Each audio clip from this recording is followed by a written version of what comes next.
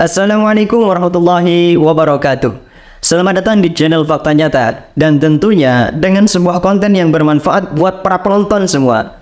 Untuk kali ini kita akan membahas tentang seperti apakah hakim yang ideal menurut Rasulullah. Berbicara masalah hakim itu bukanlah profesi yang mudah, sebab ada tanggung jawab di setiap putusan yang dikeluarkan. Maka dari itu, untuk menjadi seorang hakim, ada kriteria dan syarat-syarat yang harus dipenuhi. Dalam hadis riwayat At-Tirmidzi, Rasulullah SAW itu membagi hakim menjadi 3 macam.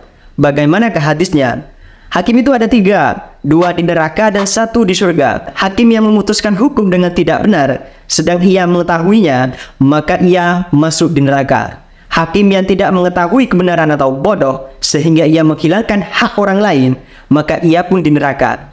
Hakim yang memutuskan hukum dengan kebenaran, maka ia berada di surga. Dalam kitab Faidul Qadir, Imam Al-Munawi itu menjelaskan bahwa ancaman hadis tersebut adalah memperingatkan setiap orang yang berprofesi sebagai hakim agar berlaku adil, bekerja semaksimal mungkin, dan berusaha mencapai keputusan dalam memutuskan sesuatu. Rasulullah SAW itu mewanti-wanti umatnya yang menjadi seorang hakim bahwa profesi tersebut bukan sembarang profesi. Beliau menggambarkan seorang yang menjadi hakim itu seolah-olah dibunuh tanpa menggunakan pisau.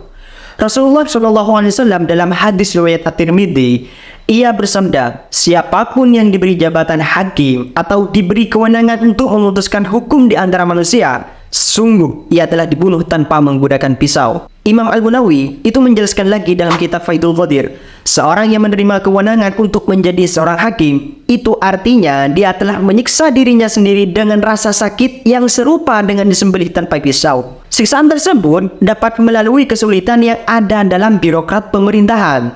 Al-Mundhir dalam kitab Faidul Qadir, beliau juga berpendapat bahwa bahayanya menjadi seorang hakim itu sangatlah besar, karena jiwa yang condong pada cinta kekuasaan dan jabatan akan terjatuh dalam perilaku suap menyuap, dan itu adalah penyakit yang tidak dapat disembuhkan.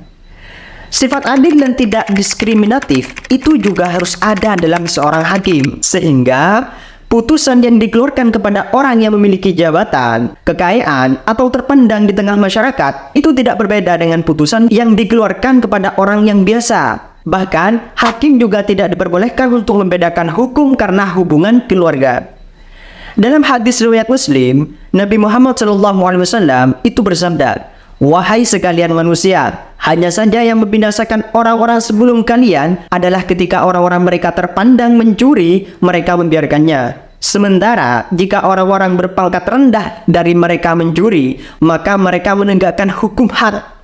Demi Allah, sekiranya Fatimah binti Muhammad mencuri, sungguh aku sendiri akan memotong tangannya." Meskipun beberapa hadis itu menunjukkan ancaman terhadap para hakim yang tidak berlaku adil dan menganjurkan orang-orang untuk tidak mengambil profesi sebagai hakim, tetap akan ada ganjaran bagi seorang hakim yang adil berupa pahala dan surga.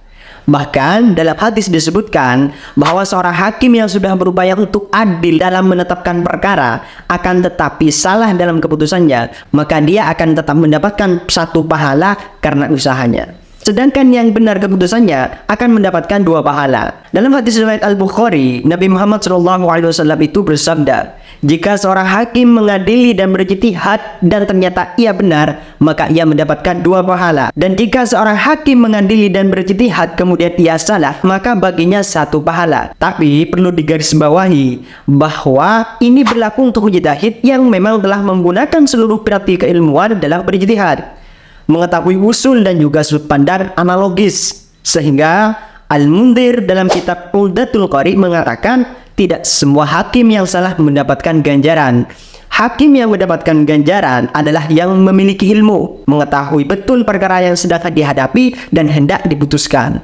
Sedangkan yang tidak mengetahui serba-serbi ilmu ijtihad, maka tidak mendapatkan ganjaran atas kesalahannya. Yang terakhir, jika seorang hakim itu adil, maka derajatnya akan diangkat oleh Allah Subhanahu wa Ta'ala. Dalam hadis riwayat Muslim, Nabi Muhammad SAW itu bersabda, orang-orang yang berlaku adil akan berada di sisi Allah di atas mimbar atau panggung yang terbuat dari cahaya. Sehingga Imam An-Nawawi dalam Syarah Sahih Muslim jilid 12 menjelaskan, boleh jadi makna di atas mimbar itu pada hadis tersebut adalah makna hakikat. Artinya derajatnya di dunia akan diangkat sebab keadilannya. Boleh jadi maknanya adalah kiasan, artinya derajatnya akan diangkat di akhirat kelak.